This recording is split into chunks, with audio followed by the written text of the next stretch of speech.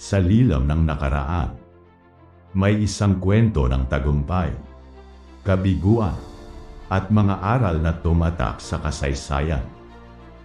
Isang kwento ng mga mandirigmang halos walang kalaban. Ngunit hindi nagtagumpay na sakupin ang pinakapuso ng Europa. Bakit nga ba? Sa kabila ng kanilang walang kapantay na lakas, hindi tuluyang naabot ng mga Mongol ang Europa.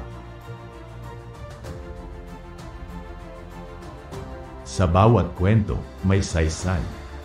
Mula sa mga aral ng nakaraan, sa mga kaganapan ng kasalukuyan, hanggang sa mga pangarap para sa hinaharap, lahat ng ito ay may kahulugan.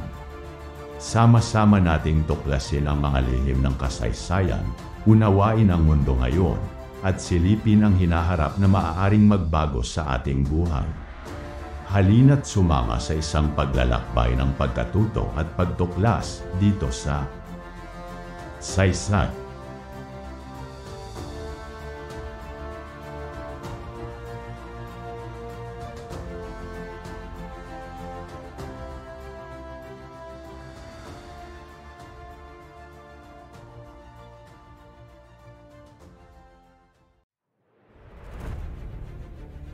Mula sa malaparaiso at malalawak na lupain ng Asia, lumitaw ang isang imperyong nagdala ng takot at paghanga sa buong mundo.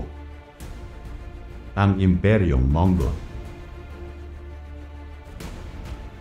Sa ilalim ng pamumuno ng mga dakilang mandirigmang may kakaibang disiplina at estratehiya. Sinimulan nilang tuklasin ang kanilang kapalaran sa Europa. Isang pagsalakay na mabilis, organisado, at tila walang awang umaakyat sa mga hangganan ng karaniwang digmaan. Ngunit sa kabila ng kanilang hindi matatawarang lakas, may mga pangyayaring unti-unting nagbukas ng bitak sa kanilang malawak na plano. Ngunit ano nga ba ang humadlang sa mga Mongol na makamit ang kanilang pangarap na sakupin ang buong Europa?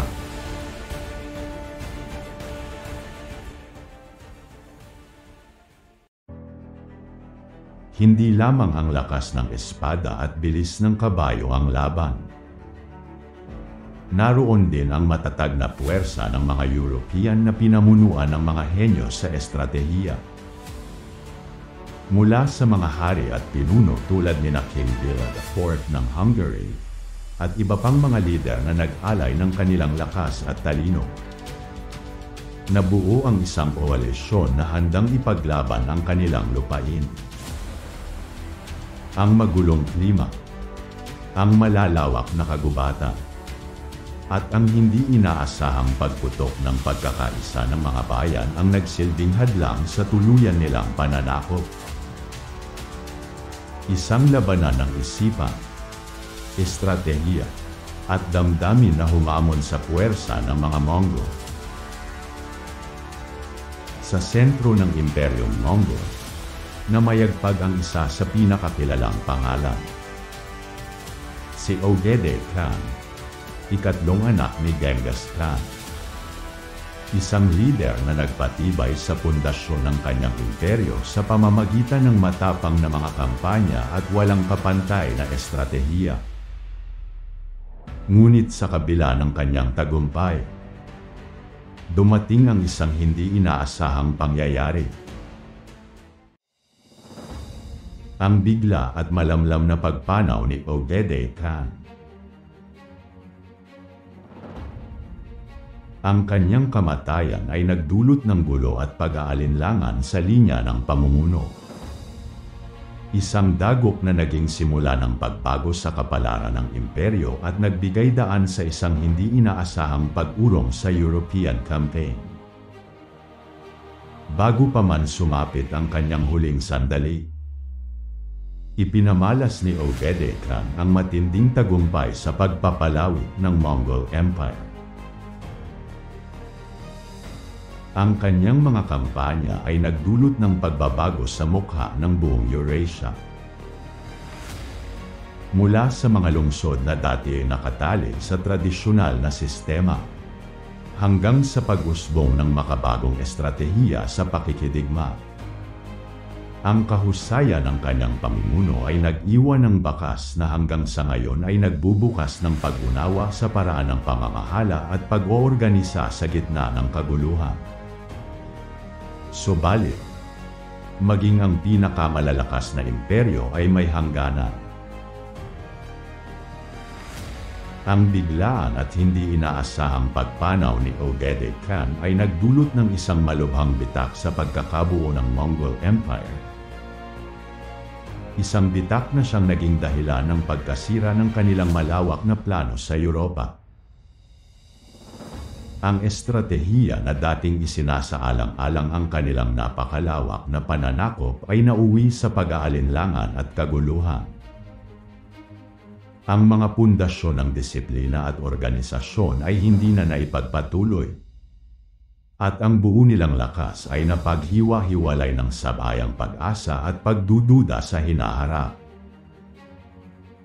Gayunpaman, kahit na hindi natupad ng mga Mongol ang pangarap nilang sakupin ang kabuuang Europa, ang kanilang iniwang marka ay nananatiling masigla.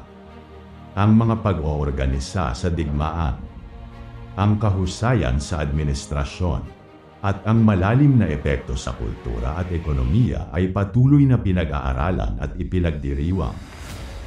Ang pagkamatay ni Ogedei Khan ay nagbigay daan sa pagsisimula ng bagong kabanata.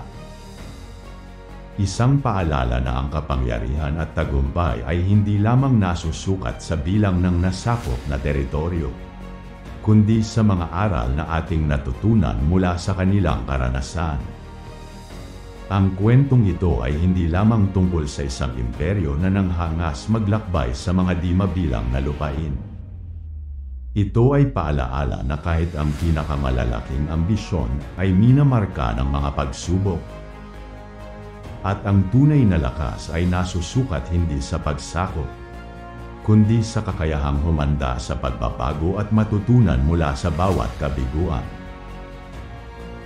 Sa bawat pagsubok, may itinatagong aral. Sa bawat pagkadurog ng plano, nananatiling buhay ang pag-asa at ang pagnanais na magsimula muli. Ito ang hamon sa atin.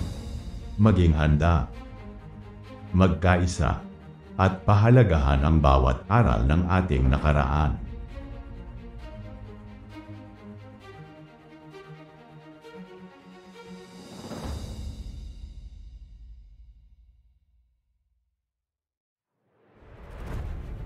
Nagustuhan niyo ba ang kwento natin ngayon? Maaaring pindutin ang subscribe button sa ilalim.